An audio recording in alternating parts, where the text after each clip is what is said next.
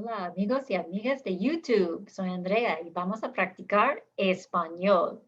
Tonight I want to work with you on the past tense. Remember in a previous video we talked about the preterite, which is a form of past tense where the actions are completed in the past. But tonight I want to talk to you about the imperfect. And the imperfect past tense is for when an action is not completed in the past. It could be something that you did habitually in the past. It was an ongoing thing.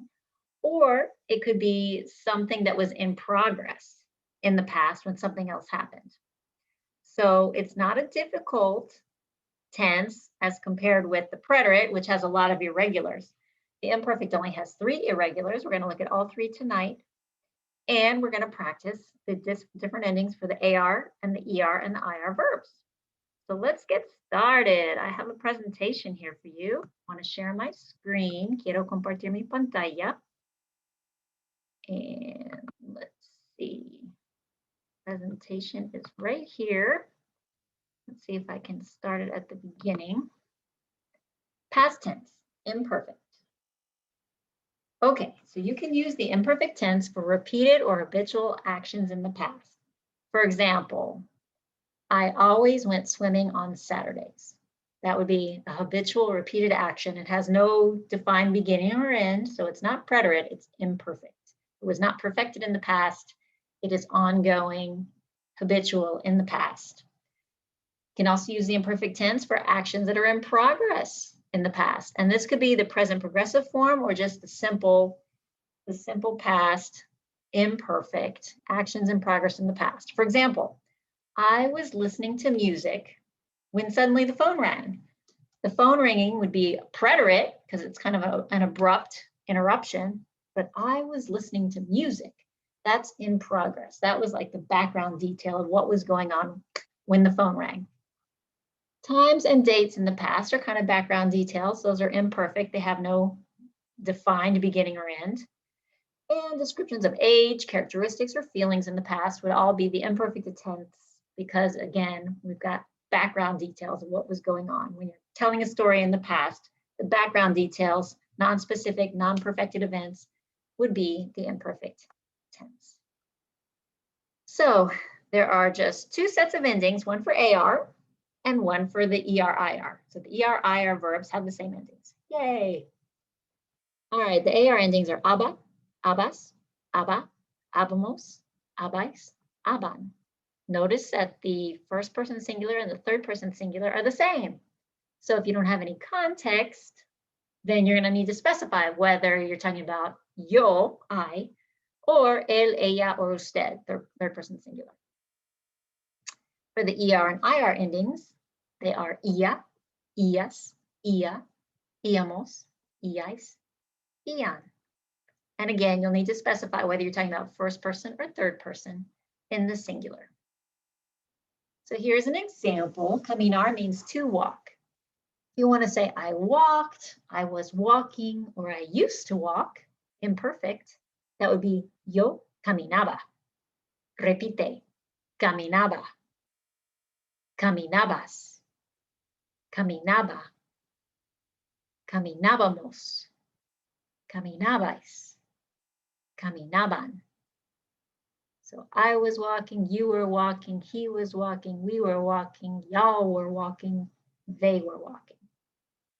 For the ER verbs, I've chosen beber, which means to drink. If you want to say I drank, I was drinking, or I used to drink, imperfect, that would be yo bebía. Repite, tú bebías. Ella bebía. Nosotras bebíamos. Vosotros bebíais. Ustedes bebían. And abrir means to open. I opened, I was opening, I used to open, would be yo abría. Repite, abría, abrías, abría, abríamos, abríais, abrían. Good. Now, those for the regular endings. For the irregulars, there are only 3, yay. The first one is ir, to go, and the forms are iba, ibas, iba, íbamos, ibais, iban. So if you want to say, I went, I was going, or I used to go, that would be yo iba. Ser is almost always irregular in all the forms, and the same is true in imperfect. Era, eras, era, éramos, erais, eran. You want to say, I was, that would be yo era. Ver means to see, and it's only a little bit irregular. Instead of taking off the ER to add the endings, you're just taking off the R and then adding the endings. Repite, por favor. Veía, veías, veía, veíamos, veíais, veían. All right, so here we have some examples. I used to read every day. Yo leía cada día. Repite. Yo leía cada día. It was hot and sunny. Hacía calor y sol. Hacía calor y sol. The boy was 4 years old.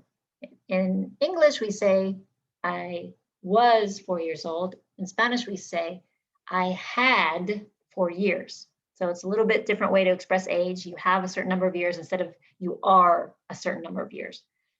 But for this example, the boy was 4 years old. El chico tenía 4 años. Repite, por favor. El chico tenía 4 años. My friend was tall and shy. Mi amigo era alto y tímido. Mi amigo era alto y tímido. He was cutting the grass while I was doing dishes. These are simultaneous actions going on in the past with no defined beginning or end. Él cortaba el césped. He was cutting the grass. Mientras que yo lavaba los platos while I was washing the dishes. Repite, por favor. Él cortaba el césped. Mientras que yo lavaba los platos. Good. It was June 5th at 7 p.m. So this is setting some background details. The time and date era el 5 de junio a las 7 de la tarde. Era el 5 de junio a las 7 de la tarde. All right, so here are some to think about. She was angry. And you remember with emotions, we use a star rather than ser. And she would be ella. A star in the imperfect would be estaba. Angry, there are a couple different words for angry, but I was thinking of enojada. Ella estaba enojada. And I made angry feminine because it's describing she. Ella estaba enojada. We always went to church on Sundays. We is nosotros, always is siempre, went. That comes from ir. This one's irregular. It'll be íbamos to church, a la iglesia on Sundays, los domingos. Siempre, and you can leave out the nosotros because it's implied by the form of the verb. Nosotros siempre íbamos, or simply siempre íbamos a la iglesia los domingos. He was talking and eating at the same time. So you could do this in the imperfect progressive, or you could do it as the simple imperfect.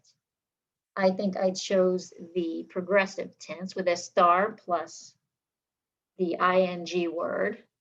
So he is él, was talking. Él estaba hablando. Él estaba hablando. Y comiendo, talking and eating, at the same time, a la vez.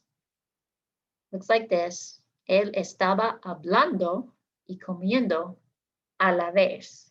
But I could have also translated this as simply él hablaba y comía.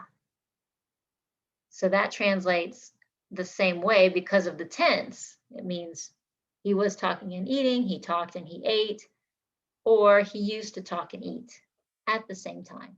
Hablaba y comía. It was a cloudy day in August. This is a background detail. Estaba un día nublado en agosto. Okay, so I hope that gave you a good sense of the imperfect tense. I hope you'll realize that it just takes practice. Remember, you need practice, exposure, and repetition. So even 10 minutes a day is better than only looking at it for long periods of time once in a while. I hope you will click the like button or subscribe to the channel. I hope you'll join me for my next videos. And I hope you'll go back through and review the other videos because they are cumulative. You start with the present tense, and then you do the past tense, and you start with gender and number and concordance, and everything kind of builds on each other. So if you didn't get it the first time, don't worry, just watch it again. That's why they're on here. Everything's free, everything's for you to practice, and I really appreciate your time. Don't give up. Good work.